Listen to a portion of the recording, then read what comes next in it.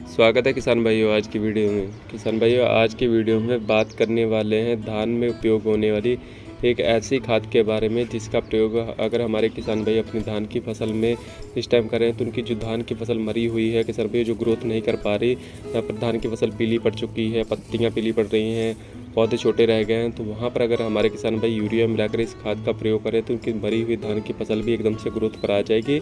तो किसान भाई को आज की इस वीडियो में किसान भाई को इसके खाद के बारे में संपूर्ण जानकारी दी जाएगी, या कौन सी खादें हैं और किस किस खाद में इसको मिलाकर डाल सकते हैं और कितनी मात्रा में डालनी चाहिए। तो किसान भाइयों वीडियो चालू करने से पहले एक छोटी सी रिक्वेस्ट है कि जो किसान भाई हमारे यूट्यूब चैनल पर पहली बार आए हैं कृपया हमारे यूट्यूब चैनल को जरूर सब्सक्राइब कर लें।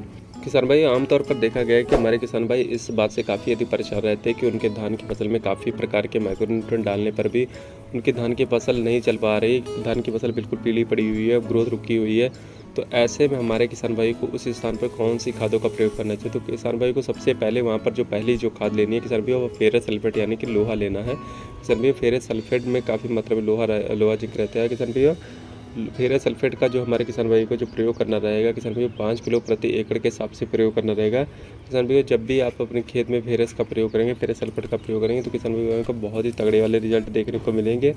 और इसके साथ साथ हमारे किसान भाइयों को 5 किलो मैग्नीशियम सल्फेट का प्रयोग करना रहेगा। किसान भाई मैग्नीशियम सल्फेट आपके जो धान की फसल है उसको काफ़ी तेज़ी से किसान भाई ग्रोथ पर ला देता है। जहाँ पर किसान भाई आपकी धान की फसल पीली पड़ी हुई होती है, किसान भाई पत्तियाँ पीली पड़ चुकी होती है, ग्रोथ नहीं ले रही, किले नहीं ले पा रहा आपका धान का, तो वहाँ पर किसान भाई अगर आप फेरस सल्फेट और मैग्नीशियम सल्फेट दोनों का प्रयोग कर रहे हैं तो किसान भाई को बहुत तगड़े वाले रिजल्ट देखने को मिलेंगे।